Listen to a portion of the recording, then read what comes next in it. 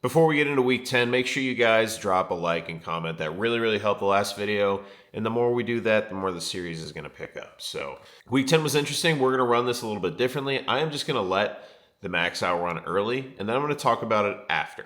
So before we get into the max out, join the dog pack. We got a bunch of seminars and camps coming out, so keep your eyes open for those. But without further ado, let's run the max out. Wasn't a bad day, and then we'll talk about it after. Here we go.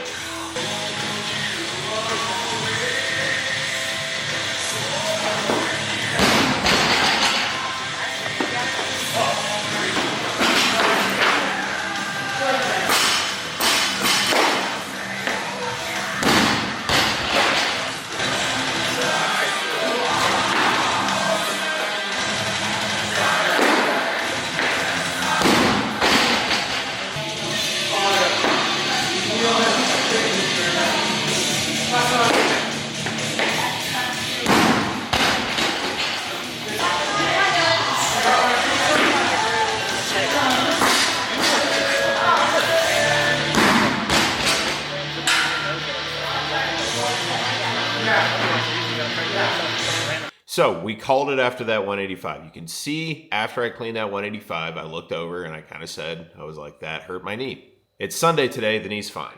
So no issues there. It was a little scary. We need to take a deload.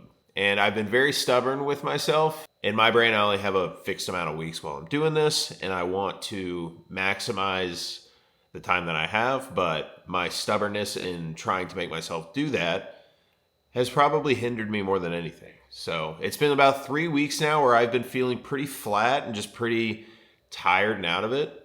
And typically when that's the case, you need a little bit of a deload. Your nervous system's taxed. Whenever it's starting to get hard to like get up and make your food, when it just feels like a huge chore, that's a good sign your nervous system is pretty fucking fatigued and you need to take a deload. And sometimes the deload's all you need to just regenerate back to where you should be. So we're going to do that. Another thing that got my attention is with the flat mood, I got my blood work done recently. We did a huge panel. Everything looks great. Everything looks really good. Here's my hematocrit, something that I'm following closely. Here are my liver enzymes, slightly elevated, but nothing crazy. You know, this is Honestly, pretty normal for just an athlete who's training really hard. You're going to see that liver enzymes go up. Here's my cystatin C, which shows kidney health. We're good there. The body is reacting well to this stuff. Here's C-reactive protein. C-reactive protein basically tells you how much inflammation you have in your body. It's your body's inflammatory marker.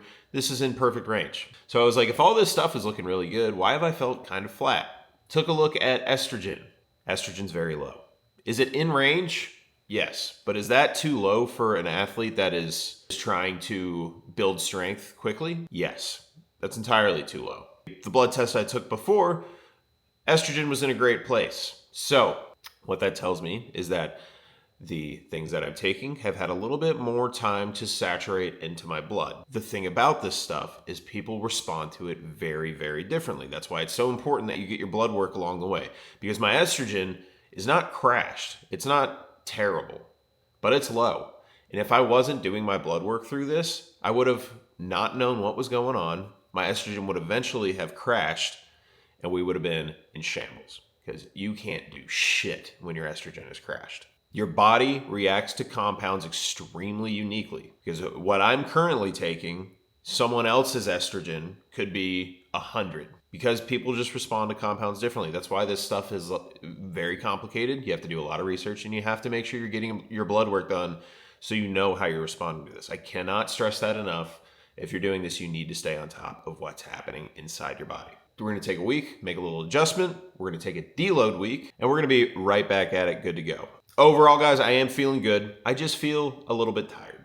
You know, I went from snatching 135 and clean and jerking 170 in the first week to hitting all-time PRs on the 9th week. You know, that happened extremely fast. And to just keep that speed up, I think physically, like, I feel like my actual contractile tissue is fully capable. My nervous system is just like, this has never happened before. What the fuck is going on? Can we please just sit down for a second? So that's what we're going to do. We're going to take this next week. We're going to sit down for a second. We're going to relax. We're going to recharge. We're going to be back next Friday for a video. I needed this week to help me pump the brakes. Because if I had another like 160, 195 week, that's not improvement, but it's enough for me to be like, I don't need to deload yet. When really I do. This week where I clean 185 and my hips shifted in the bottom, my knee popped and something weird, blah, blah, blah. I got away with one. So listen to your fucking body, even if you're doing this stuff, because when you need to rest, you need to fucking rest. You need to take a deload when the body is screaming, I need to deload. So we're going to do that. Thank you guys for watching. Please leave a like and comment. Please sign up for the dog pack.